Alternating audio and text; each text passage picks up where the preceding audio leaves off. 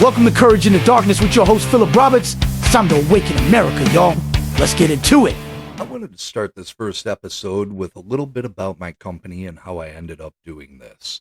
For 2 decades, I was just like a lot of you, working long shifts, punching a clock, grinding it out on factory floors to provide for my family.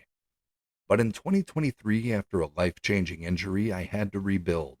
That's when I started Pharaoh Studios, turning my creativity into something bigger. Graphic novels, apparel, coffee, and wellness products. Little pieces of joy and purpose. Courage up, darkness down. Let's awaken America together.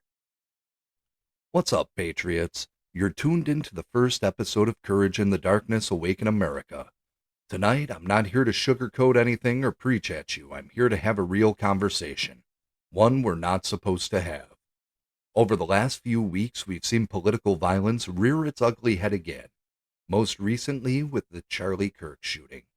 And though many of us are rising up, there are many more people shrugging it off instead of uniting to condemn it. And even worse, there are people on social media celebrating. That should make every one of us sick, no matter your political affiliation. Tonight, we're going to ask the question nobody in the mainstream will touch. When did the left lose its way? How did a movement that once claimed tolerance and dialogue turn to name-calling, censorship, and even violence? And what does that say about where we're headed as a nation under God? So grab your coffee, pull up a chair, and let's shine a little light where too many would rather keep things dark.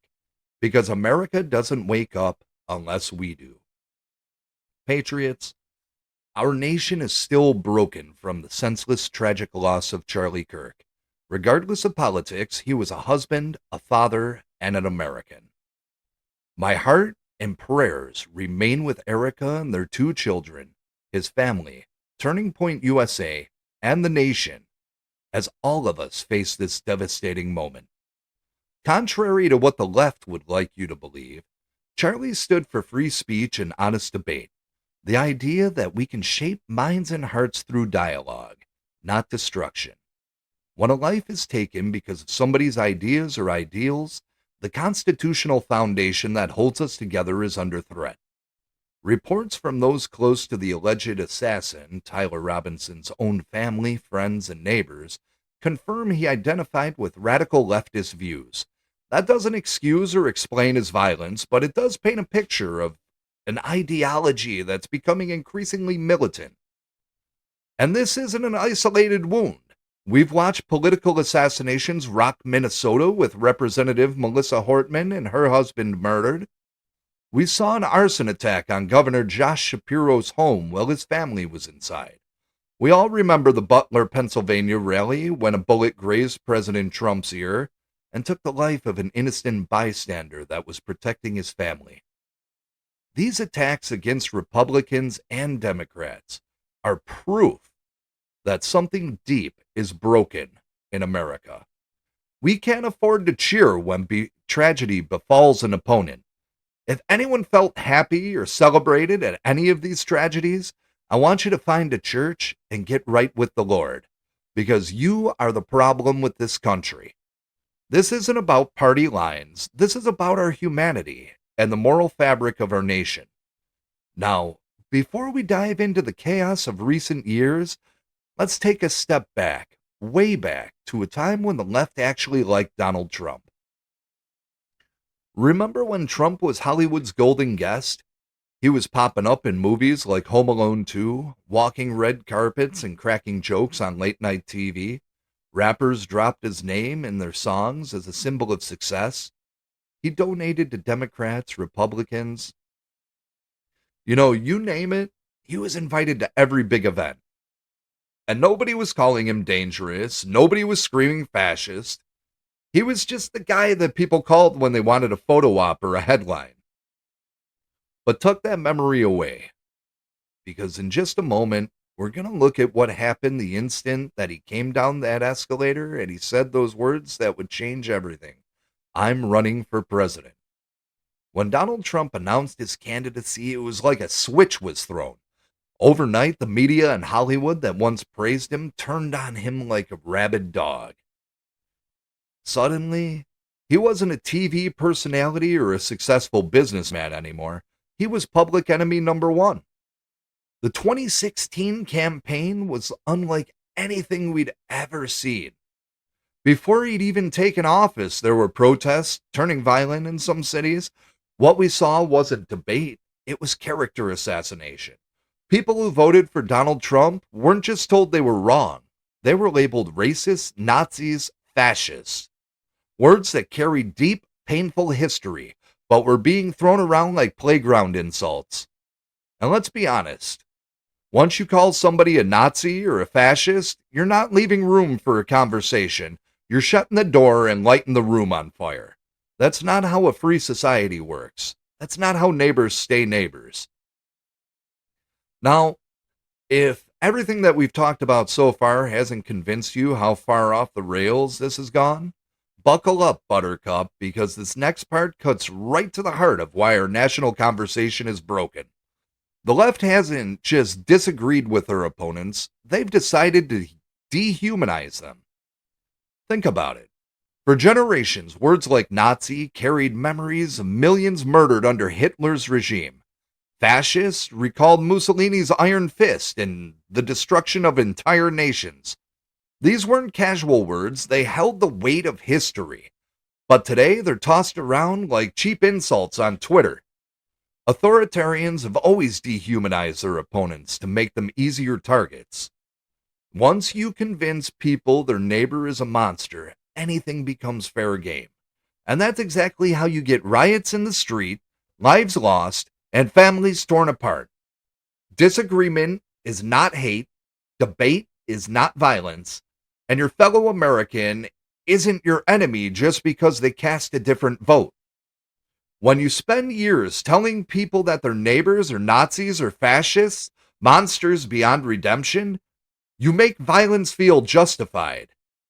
History gives us heartbreaking proof that what happens when hatred and fear take over.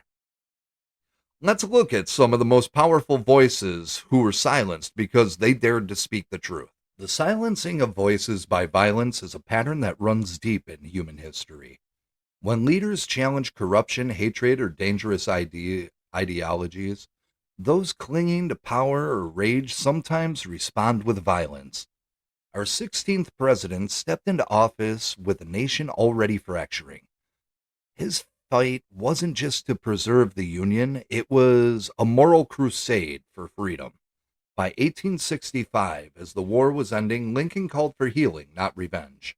And on April 14, 1865, he was assassinated by John Wilkes Booth, a Confederate sympathizer. Booth's radical hatred didn't save the Confederacy, it deepened the wounds of a country already bleeding. Lincoln's murder shows how ideology, when twisted into fanaticism, destroys the very things it claimed to defend. Dr. Martin Luther King Jr. wasn't just a civil rights activist. He was a Baptist minister who rooted his mission in the gospel. His dream wasn't to divide America, but to call it to its own highest ideals. Despite the hatred and opposition from every side, King stayed committed to nonviolence. On April 4th, 1968, James Earl Ray, an escaped convict and segregationist sympathizer, assassinated King in Memphis. That bullet wasn't only aimed at King's body, it was aimed at the very idea that faith and nonviolence could transform a nation. Only a few years before Dr. King's assassination, America lost President John F. Kennedy. Kennedy, the 35th president, was a young, charismatic leader who inspired Americans with a call to unity. On November 22, 1963, in Dallas, Texas, Kennedy was assassinated by Lee Harvey Oswald. Oswald openly embraced Marxist ideology, a man radicalized by extremist politics. His assassination wasn't about party, it was a wound to the country's soul, reminding us that when violence silences voices, it shakes the very foundations of our democracy. In 1965, America was shaken again. Different leader, different community, but the same tragic pattern. Malcolm X was one of the most electrifying figures of the civil rights era, initially calling for self-determination, but after his pilgrimage to Mecca, his perspective shifted. and he began to embrace the idea of human rights for all races. On February 21st, 1965, Malcolm X was assassinated in New York City. His killing was about silencing a man whose evolving message threatened entrenched powers and rigid ideologies. When free speech and honest debate are replaced with violence, the entire nation loses. Long before America even existed, the ultimate pattern was set. Jesus' message, love your enemies, forgive those who hurt you, was revolutionary. Threatening religious authorities and challenging corrupt power, the Son of God was handed over, mocked, beaten, and crucified. An execution meant to silence him and intimidate his followers, yet his death didn't end his message. Christ's crucifixion stands as the ultimate example of how truth can't be killed, and love can't be buried. Our hope isn't in any party or politician. Our hope is in the one who overcame death itself. Now, before we get into January 6th, let's trace the modern history of how political violence from the left has been excused or even celebrated in our nation here. This didn't happen overnight. Most people today don't even remember this, but on November 7th, 1983, a far-left militant group called the May 19th Communist Organization planted a bomb right outside the Senate chamber of the U.S. Capitol. That blast ripped through the second floor. If the Senate had been in session, it could have been a massacre. The group believed violence was an acceptable political tool. These were American citizens radicalized by far-left ideology, yet the national conversation around this attack was surprisingly muted.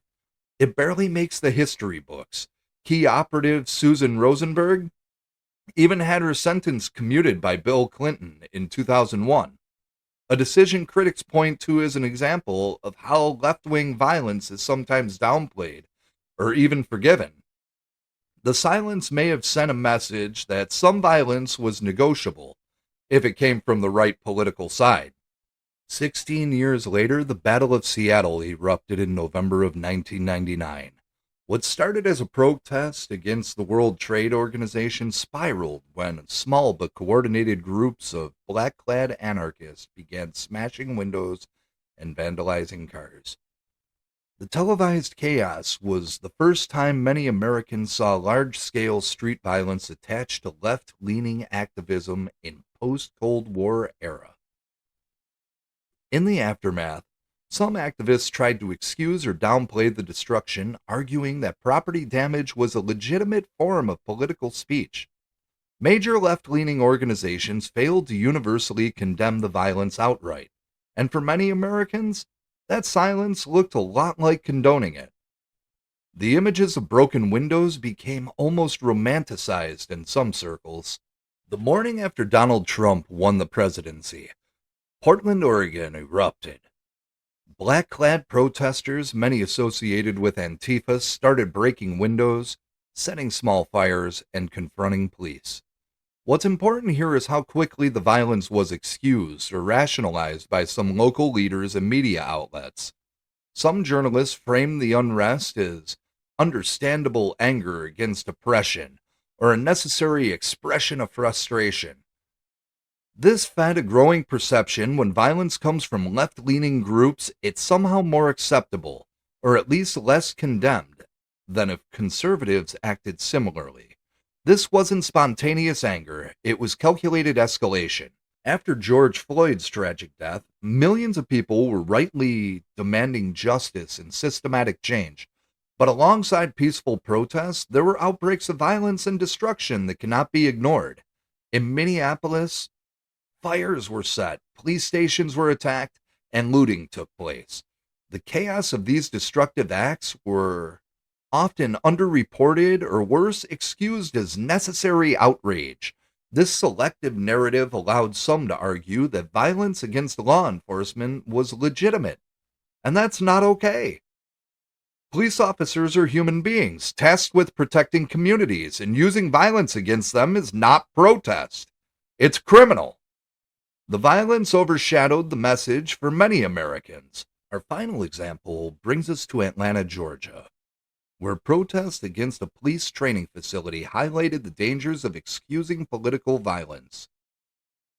A faction of activists began engaging in destructive and violent tactics.